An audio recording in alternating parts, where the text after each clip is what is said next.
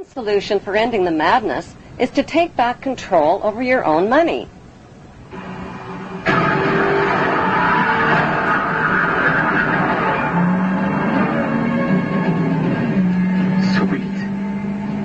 Right now, your money is in the hands of the ruling families who own all of the world's banks, including the privatized central banks.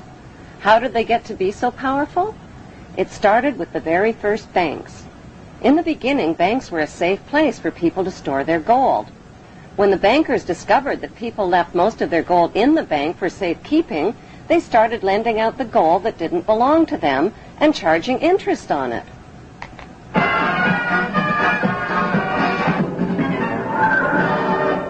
Soon, kings and royalty were borrowing gold from the bankers to finance wars. Since wars were extremely good for business, the bankers started stirring up conflicts that led to more wars. Then they lent money out to both sides of the wars and collected huge interest rates.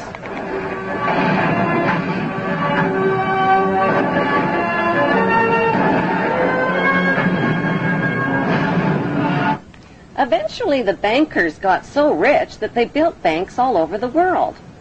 They made millions in interest just by loaning out other people's money that didn't belong to them. They bought mansions and fancy clothes and hosted extravagant parties.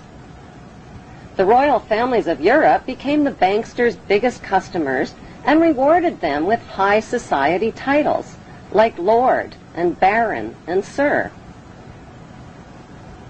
Using their money and royal influence, the banksters changed the laws of nations so they could put the world's central banks, mints, and money supply into private hands, their private hands.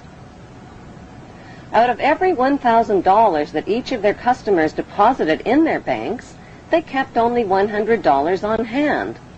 They took the rest of their customers' money and made loans with it, invested it, and started up other businesses, like the steel business to create rails for their railway companies to transport oil for their oil companies.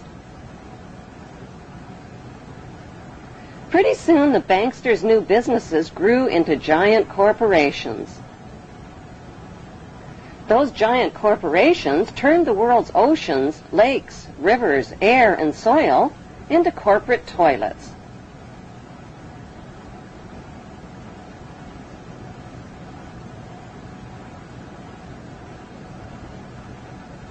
When profits from all their oil, mining, and drug company monopolies soared, the banksters became the world's richest men, but their greed had no limits. They wanted to own the entire world, so they put their heads together and came up with an ingenious scheme to take control of all of the world's money and riches. Whoever owns all of the world's money, they said, owns the world. Using their media corporations, they launched a gigantic advertising campaign. They told people they no longer had to save up their money and wait for all the things they wanted in life. They could have everything they ever dreamed of right now. All they needed was a shiny plastic card. People rushed to fill up their wallets with shiny plastic cards instead of money.